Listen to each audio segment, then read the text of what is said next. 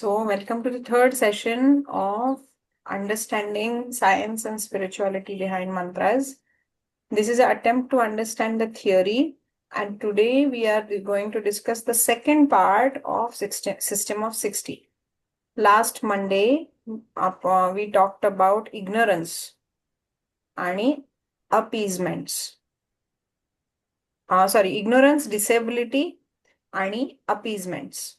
Disability मध्ये सुद्धा आपण आय थिंक अशक्ती आणि शक्ती म्हणजे अपीजमेंट विच इज द शक्ती आणि अशक्ती which is the part of disability आणि इग्नोरन्स अज्ञान किंवा अविद्या यावर बोललो होतो. आज आपण सिद्धी आणि असिद्धी याच्यावर बोलणार आहोत आणि रॅडिकल फॅक्ट्स. रॅडिकल फॅक्ट्स म्हणजे 10 जी सत्य तत्व आहेत एक्झिस्टन्स मध्ये त्याबद्दल आपण आज बोलणार आहोत. सो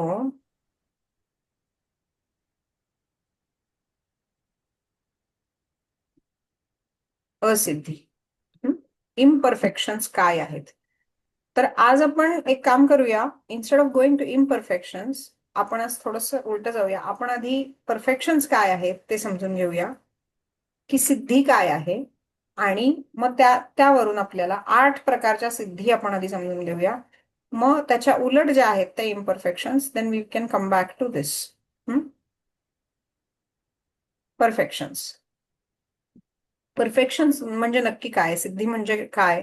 तर श्री अरविंद म्हणतात की the perfection which has the power to manifest upon earth the eternal truth. कारण आपल्या फिलॉसॉफीमध्ये म्हणजे तुम्ही कुठल्याही प्रकारची फिलॉसॉफी घ्या, स्पेशली भारतीय फिलॉसॉफी जी आहे ती सत्याला अथॉरिटी मानते. सत्य हे परमोच्च सत्य, त्याच्यावरती कुठे कोणीच नाहीये. ठीक आहे. सो सिद्धी ही आहे अशी आहे की ज्याच्यामध्ये जे परम सत्य आहे ते मॅनिफेस्ट करायची शक्ती आहे आणि ती सिद्धीतूनच येऊ शकते. And then he goes on and he says, Mother म्हणतात म्हणजे ज्या who is the spiritual counterpart of Shri Aurobindo, त्या म्हणतात की the perfection is the true aim of all culture including spiritual, psychic, mental, vital and even physical. प्रत्येक गोष्टीमध्ये जेव्हा तुम्हाला सिद्धी येते, म्हणजे शारीरिक सिद्धी, मानसिक सिद्धी किंवा बौद्धिक सिद्धी म्हणू शकतो आपण त्याला, किंवा इमोशनल मनाची भावनिक सिद्धी म्हणू शकतो, किंवा त्याच्या पलीकडेही जाऊन ज्याला आपण आत्मिक सिद्धी असते. तर that is the true aim for every culture. That is why we do so much learning. बरोबर. आता व्हॉट आर दीज सिद्धीज, ह्या परफेक्शन्स म्हणजे नक्की काय आहे. तर पहिलं आहे तार.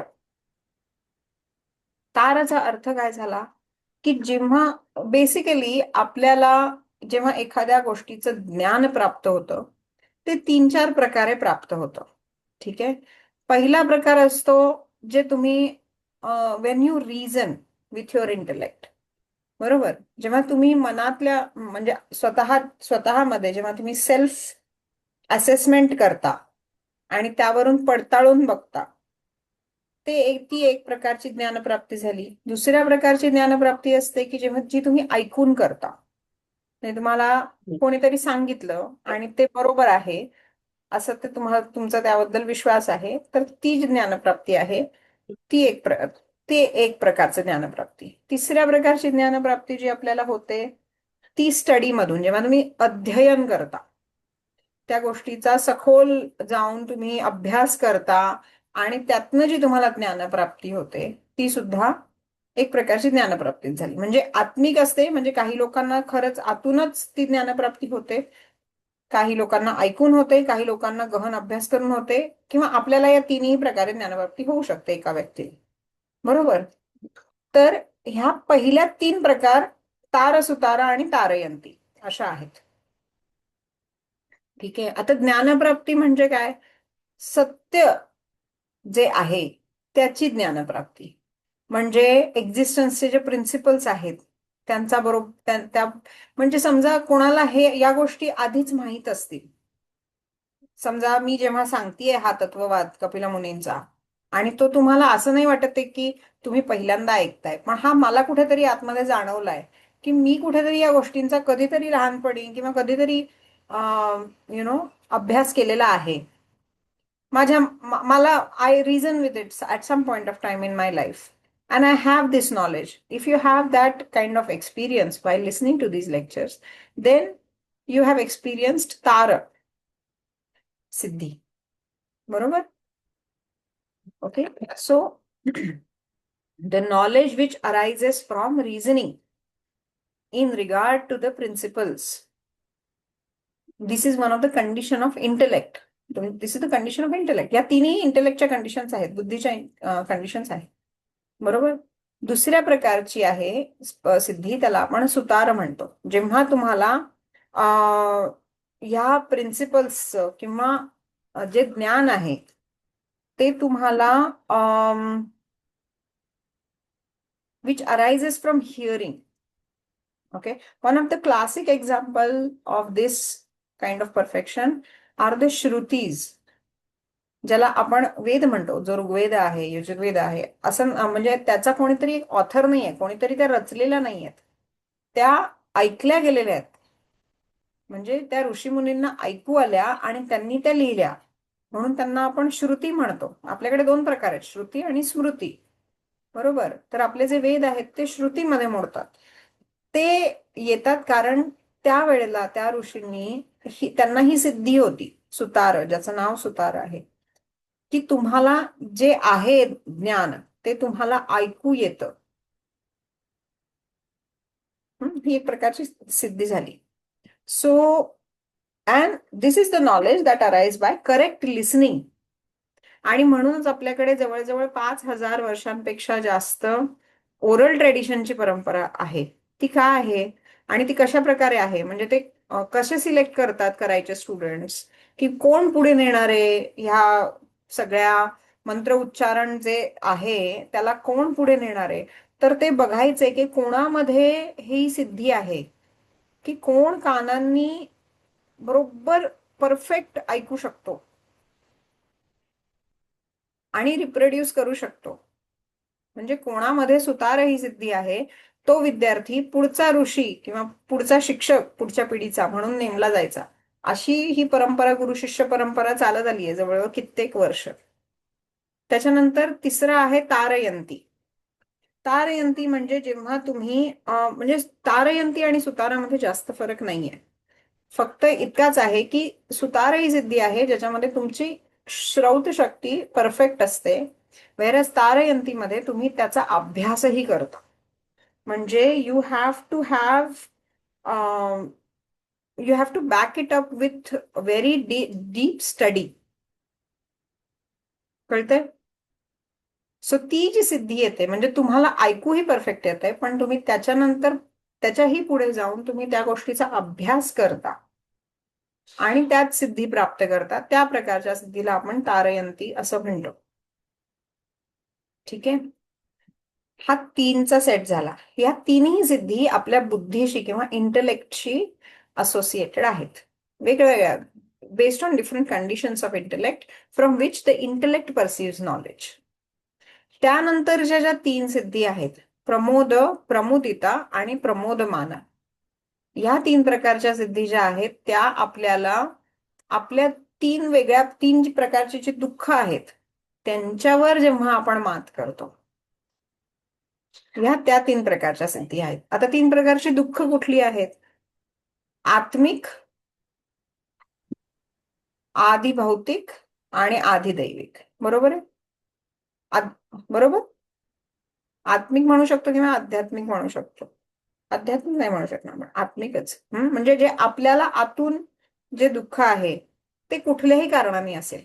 म्हणजे मानसिक दुःख आहे, भावनिक दुःख आहे, शारीरिक दुःख आहे. It could be for because of multiple conditions. त्या दुःखाच्या पलीकडे जाऊन ते दुःख असूनही जेव्हा ते दुःख तुम्हाला अफेक्ट करत नाही, ह्या स्थितीवर जेव्हा तुम्ही जाता, ती प्रमोद सिद्धी झाली. तो एक प्रकारचा आनंद आहे. म्हणजे तुम्ही दुःखात बुडालेले आहात, पण त्या दुःखाचा तुम्हाला काही परिणामच होत नाहीये. मग ते कुठलेही असो, ती प्रमोद सिद्धी झाली. ती एक प्रकारची आनंदाची अनुभूती आहे. प्रमोद हे आनंदाचं सुद्धा, आनंदाला सुद्धा प्रमोद म्हणतात. हो की नाही संस्कृतमध्ये? It's one of the synonyms of ananda. प्रमुदिता जी सिद्धी आहे, की तुमच्या आजूबाजूला जे चाललेलं आहे, म्हणजे ज्या गोष्टी तुमच्या हातात नाही आहेत, आधी भौतिक, म्हणजे आजूबाजूच्या कंडिशन्स असतील, किंवा लोक असतील, त्यांचं वागणं असेल, किंवा जगात काय गोष्टी चालल्यात, महागाई वाढली आहे, किंवा माणसांच्या ऍक्शन्समुळे जी काही दुःख तुम्हाला होत आहे, बरोबर, त्या दुःखांच्या पलीकडे जाऊन जेव्हा ती दुःख तुम्हाला अफेक्ट करणं बंद होतं, म्हणजे समोरचा कसाही वागू दे, तुम्हाला काही फरक पडत नाही तुमच्या, that power they don't have, की तुमचा मूड ते खराब करतील किंवा तुम्हाला काही राग आणतील. हा, म्हणजे ते कसंही वागू दे, तुम्हाला तुमची जी स्थिती आहे, स्थिर स्थिती, ती ढळत नाहीये. त्यामुळे ती जी सिद्धी आहे त्याला आपण प्रमुदिता म्हणतो. We try to achieve all that, म्हणजे आपण नेहमी प्रयत्न करत असतो. We don't become successful, that's fine, but at least now we know that what is the सिद्धी that we are aiming for. आणि तिसरी आहे जी प्रमोदमान स्थिती आहे. प्रमोदमान स्थिती जी आहे ती जेव्हा तुम्ही आधिदैविक तापापासून स्वतःची मुक्तता करून घेता. म्हणजे आधिदैविक ताप म्हणजे काय, जो आपल्या हातात नाहीये. हं? म्हणजे एखादा शेतकरी आहे आणि त्याचं पीक खूप छान आलं, पण त्या दिवशी खूप दुष्काळ पडलं किंवा पाऊस अतिवृष्टी झाली आणि सगळ्या पिकाची नासाडी झाली. हा आधिदैविक ताप आहे. तो कोणी माणसाने केलेला नाहीये. तो दैवात, because of the conditions of nature which are way more powerful than human. आणि त्यामुळे जे दुःख होतं, जेव्हा तुम्ही त्याच्यावर सिद्धी हे करता, किंवा एखाद्याचा अकाली मृत्यू होणं, किंवा काही येऊ शकतं ज्याच्यामध्ये ज्या गोष्टी अगदी माणसांच्याही हातात नसतात, त्या पलीकडे जाऊन ज्या गोष्टीमुळे दुःख होतं, त्याला आधिदैविक ताप म्हणतात. आणि तुम्ही त्या तापापासून, जेव्हा तुम्ही त्या तापाच्या पलीकडे जाऊन जेव्हा तुम्ही सिद्धी प्राप्त करता, त्याला प्रमोदमान अशी स्थिती आहे. त्या स्थितीला प्रमोदमान सिद्धी म्हणतात. ओके, आतापर्यंत इतके कळालं. सहा आपण बघितले.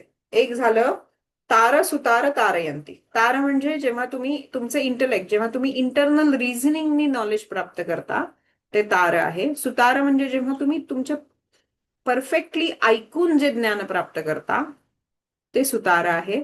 आणि गहन अध्ययनातनं जे तुम्ही ज्ञान प्राप्त करता त्याला तारयंती म्हणतो आपण.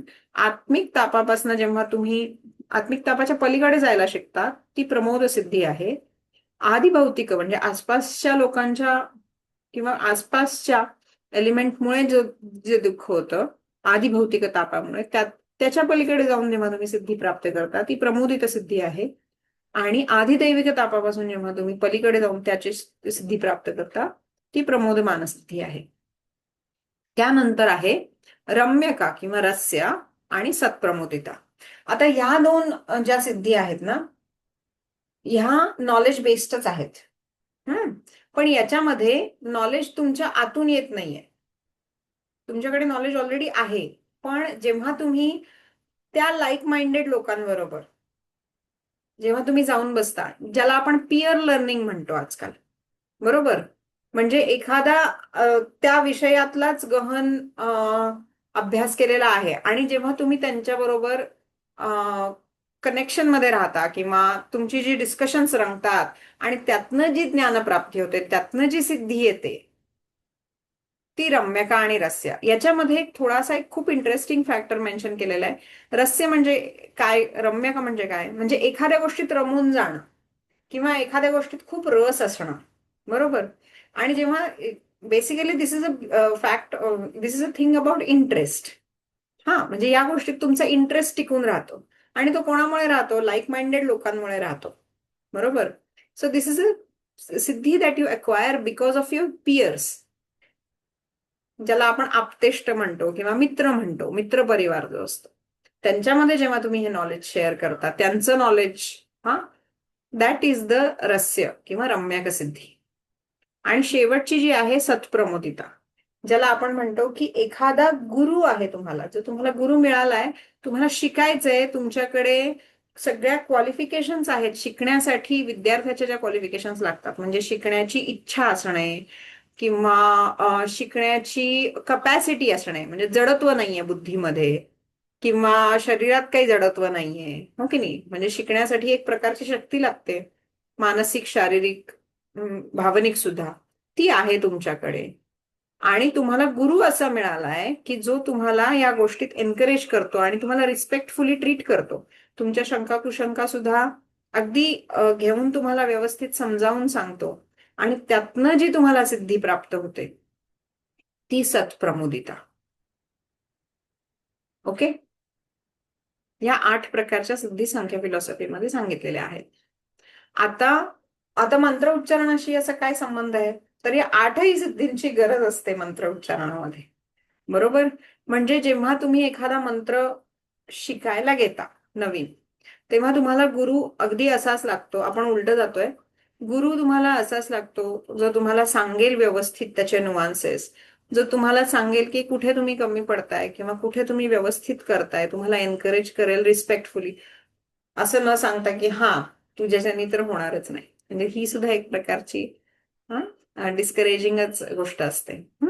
किंवा तुम्ही जे ग्रुपमध्ये चॅन्टिंग करता, जेव्हा तुम्ही एकमेकांना शिकवता, हा मंत्र उच्चारणाचा सगळ्यात मोठा एक हे आहे की जेव्हा तुम्ही मंत्र उच्चारण करता, आय थिंक ज्यांनी प्रॅक्टिस केले may be they will be able to share their experiences, पण तेवढ्या वेळासाठी तुम्हाला बाकी कशाचाही विसर पडतो.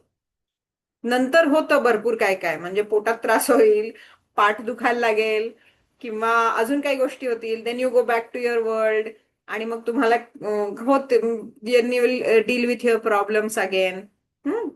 पण जेवढा वेळ तुम्ही तो मंत्र उच्चारण करत असताना त्यावेळेला तुम्हाला सगळ्याचा विसर पडतो. तो 1 तास अगदी तुमचा असतो. हा अनुभव माझा आहे, म्हणजे दिस इज माय पर्सनल अनुभव. बाकी सगळे all of you can also share. आणि मंत्र उच्चारणामध्ये ऐकण्याला खूप महत्व आहे. आणि ऐकण्यावरच थांबायचं नाही. वी रेकमेंड की तुम्ही त्याचा अभ्यास, गहन अभ्यास करणं खूप महत्वाचं आहे. त्या मंत्राला समजून घेणं की तो मंत्र नक्की काय आहे आणि त्या मंत्राची टेक्निकॅलिटी समजून घेणं आणि त्याचं स्वतः रिझनिंग करणं, मनन करणं, हा सुद्धा मंत्रशास्त्र किंवा मंत्र उच्चारण शिकण्याचा एक खूप मोठा भाग आहे. तर फक्त मंत्र उच्चारण शिकण्याने we practice these 8 perfections simultaneously. बरोबर. म्हणून हे जाणून घेणं महत्वाचं आहे की आपण नक्की काय 8 सिद्धी प्रॅक्टिस करतोय. आणि त्यानंतर आपल्या रिअल लाईफमध्ये हे सुद्धा ऍप्लिकेबल होतात जेव्हा इथे तुम्हाला सिद्धी प्राप्त होते तेव्हा. आता आपण जाऊया मागे. असिद्धी. हम्म असिद्धी ही सिद्धीच्या उलट आहेत. असिद्धी आता समजणं सोपं पडेल कारण आपण आता सिद्धी समजून घेतलीये. पहिल्या 3 असिद्धी बघा: अतार, असुतारम आणि अतारतार. हं? अतार म्हणजे काय? ज्याच्याकडे ना रिझनिंगची कपॅसिटी नाहीये. काय काय खरं, काय खोटं, काय बरोबर, काय चूक, हे जे तुम्हाला बुद्धीला तुम्ही स्वतः रिझनिंग करू शकत नाही, हे जे असिद्धी आहे, हे जे इम्परफेक्शन आहे, त्याला अतार म्हणतात. अशी लोक इम्परफेक्शन म्हणजे अशी लोक ना डिसिजन मेकर्स नसतात. ठरवू शकत नाहीत त्या आयुष्यात काही, कारण त्यांना रिझनिंग नाही करतायत. गोंधळ उडतो डोक्यामध्ये खूप. बरोबर. आणि थोडंसं आपण आयुर्वेदात गेलो ना तर असं असतं की जर आपल्या शरीरात वात खूप वाढला ना तर तरी सुद्धा अतार हे इम्परफेक्शन येतं. डिसिजन मेकिंग मध्ये प्रॉब्लेम येतो. त्यानंतर असुतारम म्हणजे काय? म्हणजे समोरचं सांगतोय एक आणि पण आपल्याला ऐकू दुसरंच येतंय. ही सुद्धा एक प्रकारची असिद्धी आहे. त्याला असुतार म्हणतात, जेव्हा तुमच्याकडे ऐकण्याचं परफेक्शन नसतं. So that is asutar. अतारतार म्हणजे काय? की एखादा व्यक्ती परफेक्ट ऐकतोय, किंवा त्याच्याकडे रिझनिंगची पण कपॅसिटी आहे, पण बुद्धीला जडत्व आहे एक प्रकारचं, ज्याच्यामुळे तो गहन अभ्यास त्याच्याकडून ना जास्त डेप्थ मध्ये, खोलवर मध्ये त्या गोष्टीचा अभ्यास होत नाही. ती जी असिद्धी आहे ती अतारतार. ओके. त्यानंतर 4, 5 आणि 6 अप्रमोद, अप्रमुदिता आणि अप्रमोदमाना. म्हणजे याच्यामध्ये काय आहे, when you keep getting affected. अप्रमोद म्हणजे काय, तुम्हाला जे आत्मिक दुःख होतंय त्या दुःखामध्ये तुम्ही इतके विरून जाता की तुम्हाला बाकी कशातही रस राहत नाही. हा जो रस्य आहे ना, म्हणजे तुमच्या मध्ये एक प्रकारचं आरस्य येतं. कुठल्याही सेल्फ ग्रोथ असेल, सेल्फ केअर असेल, की मला काही करायची इच्छाच होत नाही आता. कारण you are dealing with something, some pain that is within you. त्या पेनच्या, त्या दुःखाच्या बाहेरच तुम्ही येऊ शकत नाहीये. ते जे इम्परफेक्शन आहे ते अप्रमोद. अप्रमुदिता म्हणजे लोकांच्या वागण्यामुळे तुम्ही जे स्वतःमध्ये आरस्य निर्माण करून बसता किंवा त्या दुःखात तुम्ही स्वतःला अडकून ठेवता, ते इम्परफेक्शन अप्रमुदिता आहे. हं? आणि पाचवं म्हणजे दैविक तापामुळे जे तुम्हाला दुःख मिळतं, त्या दुःखात तुम्ही आयुष्यभर अडकून राहता, त्याला सुद्धा अप्रमोद माना. हे सुद्धा एक प्रकारचे इम्परफेक्शन आहे. हं? आणि चौथा आहे अरस्य. म्हणजे अरस्य म्हणजे काय, की तुम्ही मित्रमंडळींकडून, म्हणजे मी काय बोलतोय तेच खरं असं होतं, आणि मग तुमचं पिअर लर्निंग होत नाही त्यामध्ये. मग तुम्हाला एक प्रकारचं अरस्य जे येतं, म्हणजे त्या गोष्टीमध्ये बेसिकली तुम्हाला रस राहत नाही पुढे ग्रो करण्याचा किंवा पुढे शिकण्याचा किंवा परफेक्शन अटेंड करण्याचा. ते सुद्धा अरस्य सुद्धा एक प्रकारचं इम्परफेक्शन आहे. आणि शेवटचं आहे असत प्रमुदिता. आणि हे खरं तर खूपच दुर्दैवी इम्परफेक्शन आहे. म्हणजे हे खरं तर तुमच्या हातात नाही आहे इम्परफेक्शन. म्हणजे समजा तुम्ही अतिशय उत्तम विद्यार्थी आहात, तुमच्याकडे अगदी रिझनिंगची कपॅसिटी आहे, तुम्ही व्यवस्थित ऐकू शकता, तुमच्याकडे विलिंगनेस आहे, तुमच्या बुद्धीला जडत्व नाहीये, तुम्ही अभ्यास करताय आणि तुम्ही सेल्फ ड्रिव्हन आहात. पण तुम्हाला जर गुरु चांगला मिळाला नाही, त्या गुरुनी जर तुम्हाला चुकीचं ज्ञान दिलं किंवा त्या गुरुनी जर तुम्हाला डिस्करेज केलं, तुमची स्ट्रेंथ समजून तुम्हाला वरती आणण्यापेक्षा काही कुठलाही बायस असेल किंवा काही, म्हणजे तुमचा जर गुरु तुम्हाला बरोबर मिळाला नाही, तरी सुद्धा तुम्ही परफेक्शन अटेंड करू शकत नाही, आणि त्याला असत प्रमुदिता म्हणतात. आणि हे दुर्दैवी यासाठी आहे कारण हे तुमच्या हातात नाहीये, हे दुसऱ्या कुठून तरी तुम्हाला होते. म्हणजे तुमच्यात सगळी कपॅसिटी असून सुद्धा, तुम्ही त्या गोष्टी, परफेक्शन अटेंड करण्याच्या सगळ्या क्वालिटीज असून सुद्धा, फक्त चुकीच्या गुरुचा आदेश मानल्यामुळे किंवा गुरुनी चुकीचं सांगितल्यामुळे तुम्हाला ती सिद्धी प्राप्त होत नाही. ही असत प्रमुदिता. ओके, इथपर्यंत काही शंका आहेत?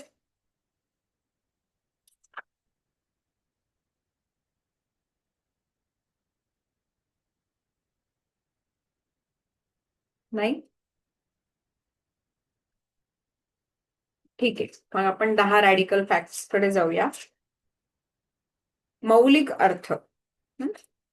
10 मौलिक अर्थ काय आहे, तर मी संस्कृतमध्ये एकदा फक्त वाचून दाखवते. अस्तित्व, अस्तित्वम, एकत्वम, अर्थार्थत्वम, परार्थम, अन्यत्वम, अकर्तृतात्, अकर्तृत्व, योगः, वियोगः, बहवः, पुम्मासः, स्थितिः. हे संस्कृतमध्ये सांगितलेले आहेत. अस्तित्व म्हणजे काय, की एक्झिस्टन्स. एक्झिस्टन्स कशाचा, आत्म्याचा म्हणजे पुरुषाचा आणि प्रकृतीचा. ही एक रॅडिकल फॅक्ट आहे, हा मौलिक अर्थ आहे. म्हणजे एक पार्ट असा आहे एक्झिस्टन्स मध्ये ज्याला स्वतःच, जो अज्ञ आहे, ज्याला आपण अज्ञ म्हणतो, ती प्रकृती, आणि जो ज्ञ आहे तो पुरुष किंवा आत्मा म्हणू शकतो, सोल म्हणू शकतो. बरोबर, या दोन्हीचा एक्झिस्टन्स ही रॅडिकल फॅक्ट आहे. ओके, एक्झिस्टन्स ऑफ सोल आणि existence of nature, this is one radical fact. Second radical fact is ekatvam. एकत्व म्हणजे काय, प्रकृतीचा, प्रकृती ही एकच आहे. म्हणजे एक तर चेतना आहे, प्युअर चेतना आहे, आणि जी प्युअर चेतना नाहीये ती प्रकृती आहे. त्यात व्हेरिएशन्स नाहीये. प्रकृतीचे नंतर व्हेरिएशन्स येतात, पण प्रकृती आणि पुरुष आणि अजून काही असं नाहीये. ठीक आहे, so there is a singleness of singleness. आणि त्यामुळे काय होतंय की सत्कार्यवाद तयार होत आहे. म्हणजे कॉज आणि इफेक्टची जी थिअरी आहे, म्हणजे प्रकृतीमधनं अव्यक्ताची उत्पत्ती, अव्यक्तामधनं बुद्धीची उत्पत्ती, बुद्धीतून परत अहंकाराची उत्पत्ती, अहंकारातून तन्मात्रांची उत्पत्ती, तन्मात्रातून पंचमहाभूतांची उत्पत्ती. हा, ह्या सगळ्या इफेक्ट्स आहेत. प्रत्येक स्टेपला तुम्ही इफेक्ट बघताय आणि त्याच्या आधीची जी स्टेप आहे ती कॉज आहे. So if we trace back, म्हणजे जर आपण ह्या सगळ्या गोष्टी मागे मागे करत गेलो, तर एक अव्यक्त आहे जिथे आपण थांबतो. अव्यक्त is the prime cause. That is the only one element which is the prime cause for all the effects of existence. That proves the radical fact of singleness of प्रकृती, एकत्व. अर्थार्थत्व म्हणजे काय? ऑब्जेक्टिव्हनेस. ऑब्जेक्टिव्हनेस काय आहे? जे काही प्रकृतीमध्ये कॉज अँड इफेक्ट होत आहेत, हे 3 मुळे होत आहेत: सत्व, रजस आणि तमस. हे 3 गुण जेव्हा इक्विलिब्रियम मध्ये होते, त्यावेळेला प्रकृती ही डॉर्मेंट स्टेजमध्ये होती, अज्ञ होती. जेव्हा पुरुषाची विसिनिटी, म्हणजे पुरुषाच्या जवळ येऊन जेव्हा प्रकृती स्पंदन झालं, तेव्हा हे 3 गुण जे आहेत त्याच्या ज्या स्थिर स्थितीमधून, इक्विलिब्रियम मधून अनइक्विलिब्रियम मध्ये गेले. आणि त्यानंतर जो सगळा खेळ झालाय, it is defined as the objectiveness of nature,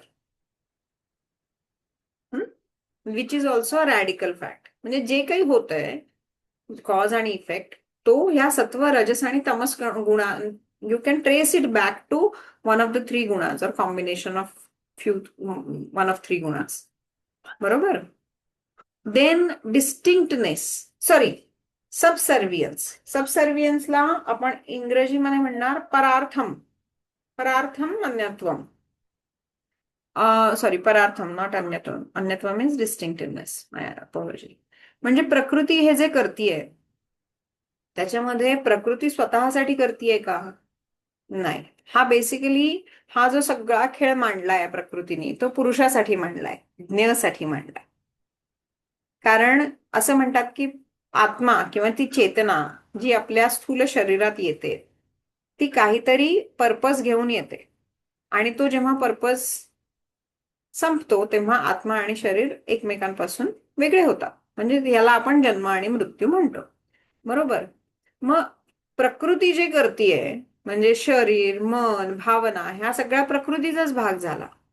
ते जे काही करतायत ते आत्म्याचं जे कार्य आहे ते पूर्णत्वास नेण्यासाठी ही सगळी धडपड चालली आहे. त्यात प्रकृतीची स्वतःची काहीच पर्सनल गेन नाहीये. बरोबर. त्याला आपण परार्थम म्हणतो किंवा सबसर्व्हियन्स म्हणतो. प्रकृती is extremely obedient to the चेतना, without any benefit to herself और प्रकृती. It dances to the wishes of soul. त्यानंतर आहे डिस्टिंक्शन ऑफ सोल, अन्यत्वम, ज्याला आपण म्हणतो.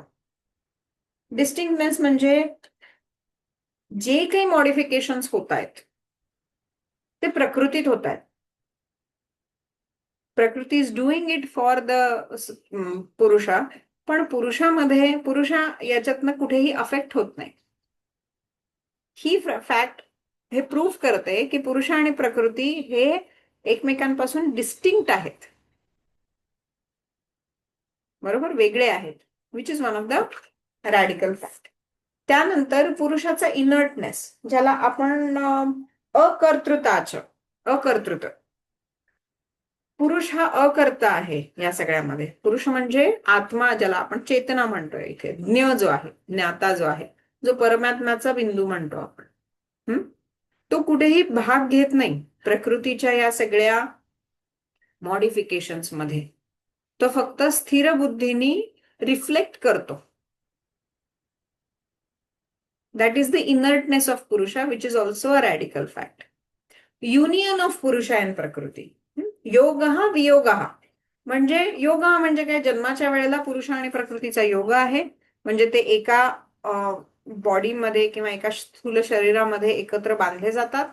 काही काळासाठी ते एकत्र राहतात आणि जेव्हा तो पर्पज साध्य होतो तेव्हा पुरुष आणि प्रकृती यांचा वियोगही होतो, ज्याला आपण मृत्यू म्हणतो. This is both of these are radical facts.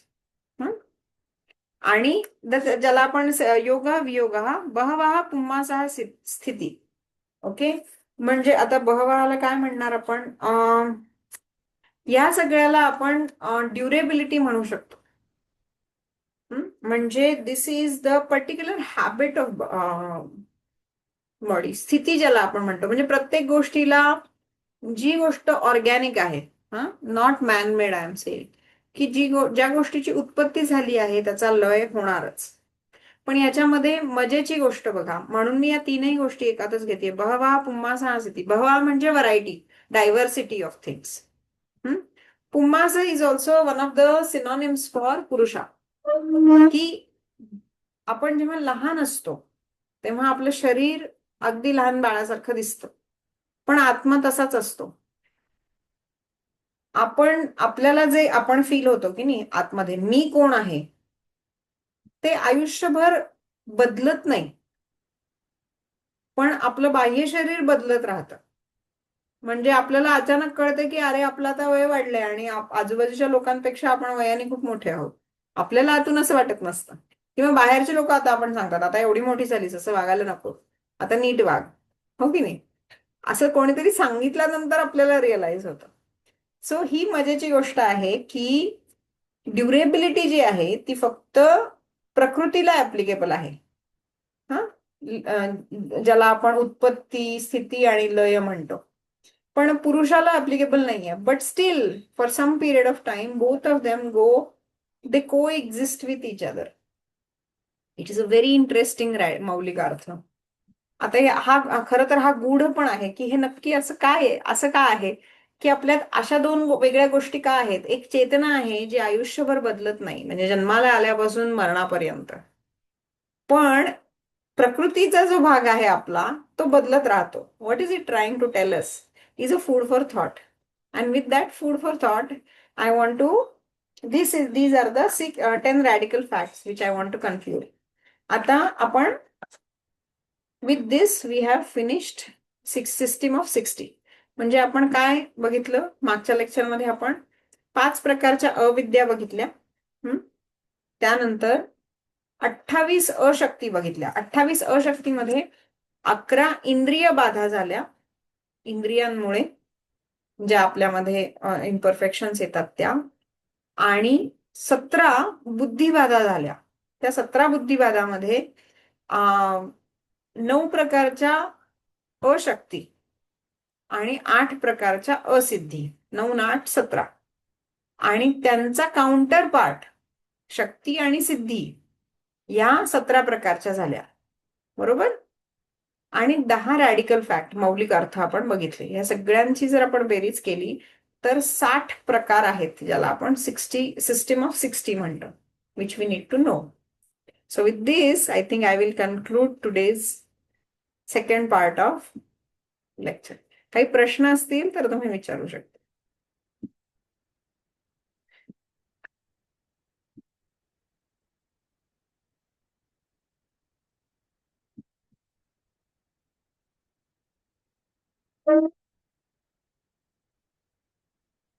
काही शंका आहे, काही कळलं नाहीये, जे परत रिपीट करायचंय, तसंही असेल तरी चालेल.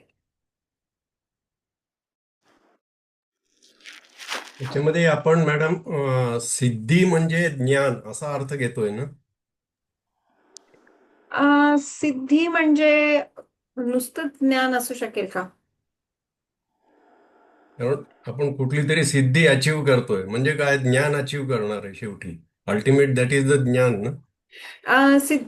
Knowledge on all the levels of the being.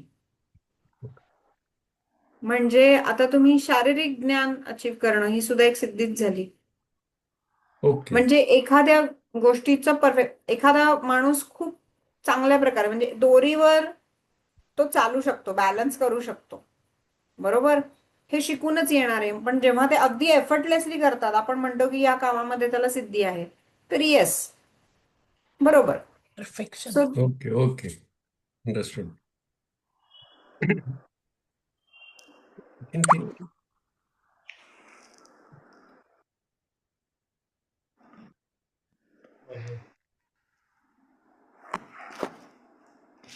How does one connect all of this with the science of mantra? How do you correlate it? Or how do we understand to correlate it? तर आपल्याकडे ना 3 गोष्टी आहेत. एक आहे मंत्र, दुसरा आहे तंत्र आणि तिसरा आहे यंत्र. बरोबर? तर मंत्र जे आहे ना ते मननात इति रायते. रायते. बरोबर? दॅट इज मंत्र. मंत्र हे तुमच्यावर डायरेक्टली काम करतं. यंत्र हे तुमच्या रेफरन्ससाठी आहे. म्हणजे मंत्रसिद्धी येण्यासाठी जे तुम्ही करता, ज्या कंडिशन्स तुम्ही तयार करता, तो यंत्र आणि तंत्राचा भाग झाला. म्हणजे इव्हन तंत्रामध्ये शारीरिक कंडिशन्सचा सुद्धा अभ्यास आहे, ज्याच्यामध्ये तुम्ही स्वतःच्या श्वासाबद्दल जाणून घेता किंवा स्वतःच्या सिस्टीम बद्दल जाणून घेता, ज्याला आपण कुंडलिनी म्हणतो. हो ना? ह्या गोष्टींचं ज्ञान असणं हे तंत्रामध्ये लिहिलेलं आहे. पण मंत्र काय करतं? मंत्र इज अ प्रॅक्टिकल ऍप्लिकेशन. आणि ह्या ज्या 8 सिद्धी मी सांगितल्या तुम्हाला, बरोबर, ह्या सिद्धी बाकीच्या आपल्या पूर्ण आयुष्यात येण्यासाठी कशा याव्यात यासाठी मंत्र हे एक छान पायवाट आहे असं आपण म्हणू शकतो. कारण मंत्र उच्चारण करण्यासाठी बऱ्याच गोष्टी आपल्याला आपल्या दिनचर्येत सुद्धा बदलाव्या लागतात. पहिली गोष्ट जी म्हणजे माझ्या अनुभवातनं या गोष्टी सांगते. पहिली गोष्ट जी असते, जी तुम्ही तुमच्या खाण्याच्या वेळा ज्या असतात ना त्या तिथे खूप पाळाव्या लागतात. तुम्ही खाऊन मंत्र उच्चारण नाही करू शकत. मंत्र उच्चारण करण्याआधी एक शारीरिक मानसिक शुद्धी असावी लागते, भावनिक सुद्धा, जी तुम्हाला प्रॅक्टिस करावी लागते मंत्रसिद्धीसाठी. बरोबर? म्हणजे तुम्ही खोटं बोलणं किंवा एखाद्या ज्याला आपण षड्रिपू म्हणतो त्याच्यावर कॉन्शियसली काम करणं, किंवा बौद्धिक ताप न करून घेणं, बौद्धिक क्लॅरिटी. आणि ह्या गोष्टी हळूहळू जेव्हा तुम्ही मंत्र उच्चारण करताना 2 गोष्टी होतात. एक तर तुम्ही कॉन्शियस प्रयत्न करता की मला मंत्र उच्चारण करायचंय म्हणून ह्या गोष्टी मला वर्ज्य आहेत, किंवा फिजिकल हे करणं ज्याला आपण डायट म्हणतो, डायटरी रेस्ट्रिक्शन्स असतात. म्हणजे तुम्ही काहीही खाऊन मंत्र उच्चारण नाही करू शकत. समजा तुम्ही नॉनव्हेज वगैरे खात असाल तर तुम्हाला ते सहन नाही होणार. ते अशुभ नाही मानलं जात. प्रॉब्लेम असा होतो की जेव्हा तुम्ही खूप हेवी असं तामसिक फूड खाताय आणि त्यानंतर तुम्ही मंत्र उच्चारण करताय ना, तर तुमच्या शरीराला त्याचा त्रास होतो. मग ऑटोमॅटिकली तुम्ही त्या याच्यामध्ये तुमचं शरीर असं मशीन आहे ना, ते बरोबर असं काम करायला लागतं की तुम्ही निसर्गाच्या कुठेतरी सिनर्जीमध्ये येता. वेन यू प्रॅक्टिस मंत्र उच्चारण फॉर अ लॉंग टाइम, आणि ते आपोआप होतं. फक्त तुम्हाला कॉन्शियसली त्याची जाणीव असायला पाहिजे. You will face problems and then you have to reason with it and you have to rectify it. बरोबर? आणि ही जी सिद्धी आहे, 8 प्रकारच्या मी सिद्धी ज्या सांगितल्या, त्या कशा अचीव्ह करायच्या याचं प्रॅक्टिकल एक्सपिरियन्स मंत्र उच्चारणाच्या अभ्यासातून येतो असं मी म्हणेन. मी हे नाही म्हणणार की मंत्र उच्चारणामुळे तुम्हाला सिद्धी प्राप्त होईल, नाही. बट मंत्र उच्चारण will actively act on your perfectness of listening. कारण तुम्हाला तो वर्ण किंवा स्वर किंवा तो लय ऐकून ऐकून सुरुवातीला आय थिंक माझ्या स्टुडंट्सना तुम्ही विचारू शकता, काही स्टुडंट्स आहेत मंत्र उच्चारणाच्या क्लासमध्ये, मी सुरुवातीला त्यांना टेक्स्ट द्यायचेच नाही रेफरन्सला. मी फक्त म्हणायचे ऐकून तुम्हाला आलं पाहिजे. म्हणजे कुठलाही मंत्र आहे तो ऐकून आधी आला पाहिजे, तो तुमच्या कानांवर. का? कारण ही जी सुतार सिद्धी आहे ती त्यातनं आपण we push for it. Okay? किंवा तार सिद्धी किंवा एखाद्या गोष्टीचा अर्थ जाणून घेऊन मग त्याला भावनेने मंत्र उच्चारण करणं, याच्यामध्ये तारसिद्धी आणि तारयंती सिद्धी या दोन्हीचा you push for those two, right? आणि obviously it works on all 3 kind of pains. आणि then you do it in a group chanting which is part of a रस्य सिद्धी. आणि चौथी जी आहे सत्प्रमुदिता सिद्धी, ती म्हणजे गुरु. म्हणून तर मी म्हणाले होते की माझ्या गुरूंकडून आपण शिकूया. I will not teach. कारण त्यांचं बरोबर जास्त एक्झॅक्ट असेल, तो we will follow that reference. So अशा प्रकारे मंत्र उच्चारण will support you to attain siddhi in whichever area you want to attain. Now you take that experience and you apply to area which you want to become perfect in. मग तो तुमचा आध्यात्मिक गोल असेल, M असेल, किंवा तुमची काही inner तपश्चर्या असेल, काहीही असू शकतं. मग त्यामध्ये तुम्ही हे एक्सपिरियन्सेस अप्लाय करू शकता. मंत्र उच्चारण is a science of experience.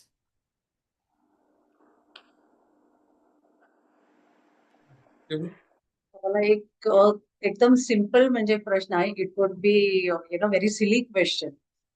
आता सगळे गुरुजी वगैरे आपल्याकडे येतात, ते अगदी काय म्हणतात, सिस्टमॅटिकली सगळे मंत्र उच्चार करतात, परफेक्ट. तास दीड तास जे असतं ते एकदम व्यवस्थित करतात. त्याचा त्यांच्यावरती परिणाम जसं आपल्याला होतो तसा ते रोजचं त्यांचं ते प्रोफेशन आहे.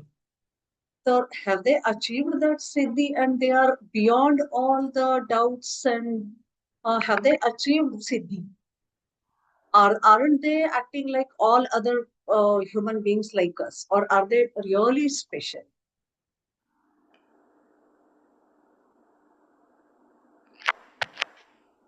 It is not a silly question at all. It's a very deep question. Thank you for asking this.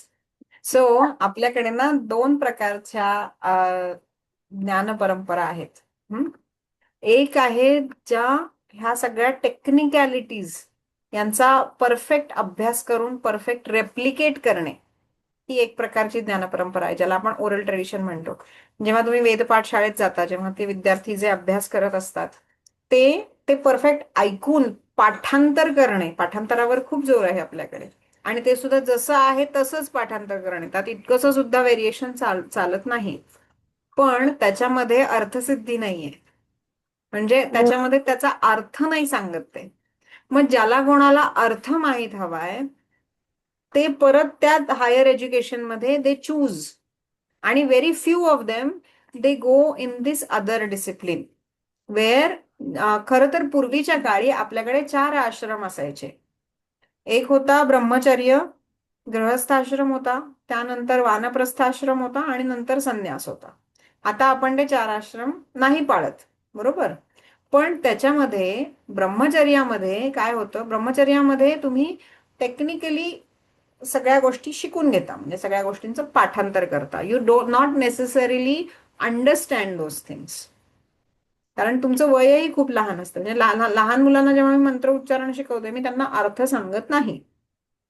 जेव्हा तुम्ही गृहस्थ आश्रमात असता तेव्हा त्या गोष्टींचा एक्सपिरियन्स तुम्हाला येतो, आणि त्याचं मेन कारण असं आहे की तुमची जी बोली भाषा होती त्यावेळेची, तुम्ही संस्कृतमध्येच अध्ययन करायचा, आणि संस्कृतच कदाचित बोली भाषा होती.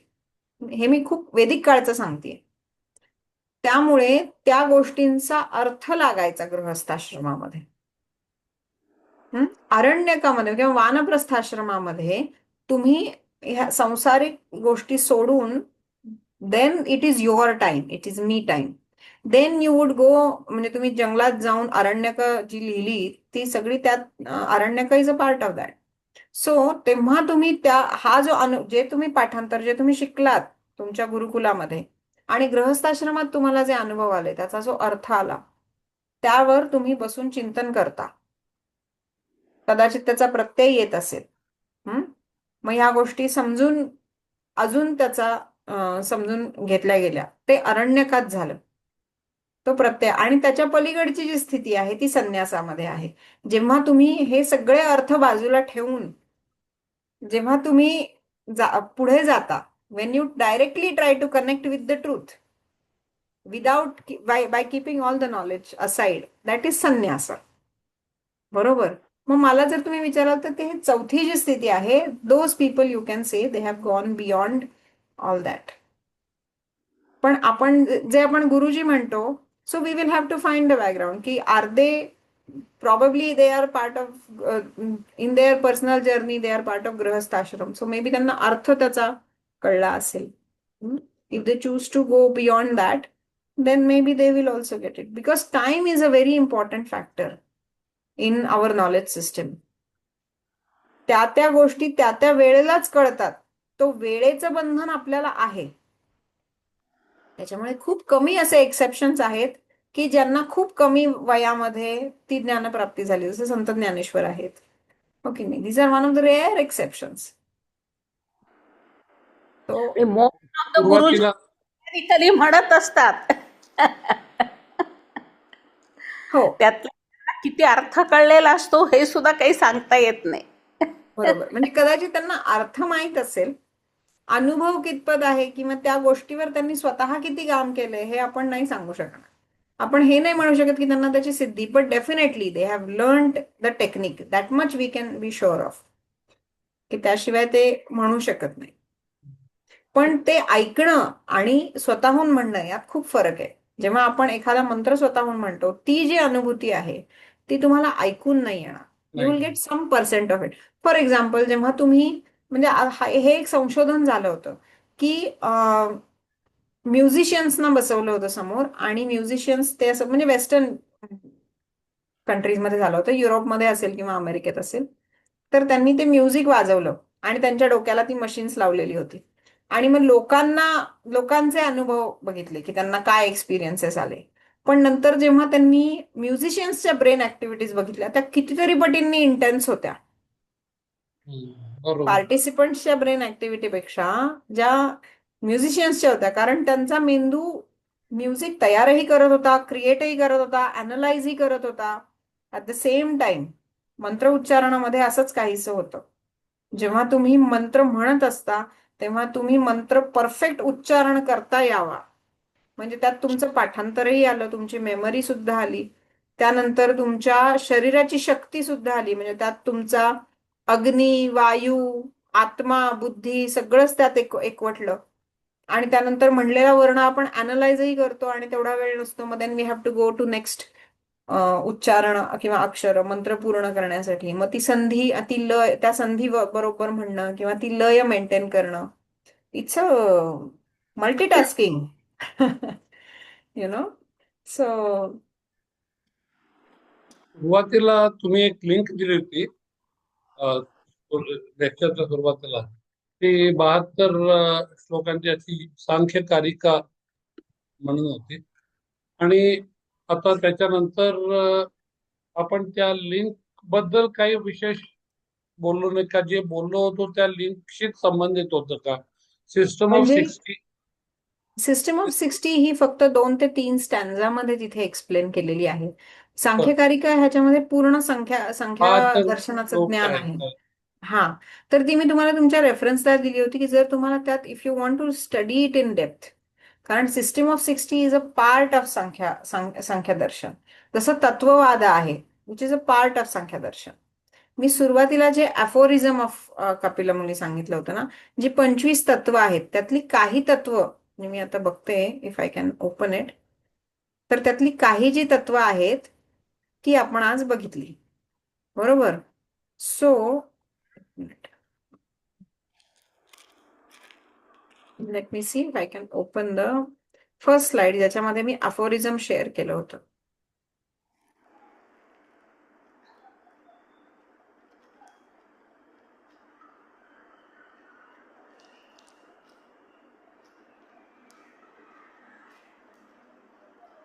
हा, this one. Okay, let me share दिस.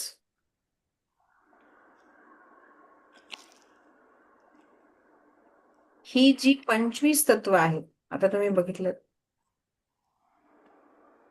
हा, म्हणजे प्रकृती, विकार, पुरुष, गुण, त्रैगुण, संचार, प्रतिसंचार, अध्यात्म, आदिभूत, आदिदैवत, आदिबुद्धी, आदिदैवत पर्यंत तत्ववाद आहे. आपण आदिबुद्धी, पंचवायू किंवा कर्मात्मन किंवा कर्मयोनी या गोष्टी नाही बघितल्या.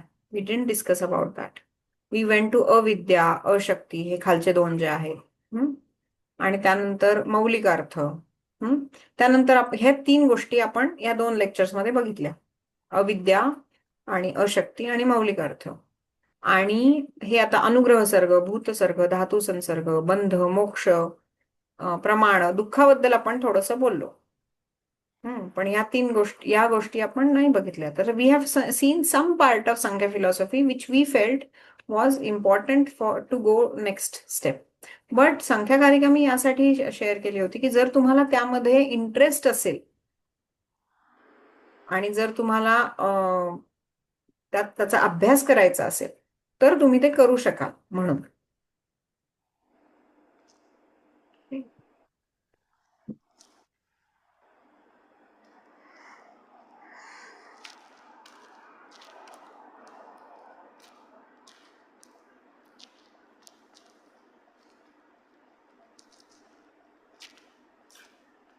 ओके, मी मग रेकॉर्डिंग स्टॉप करू, अजून काही प्रश्न नसतील तर.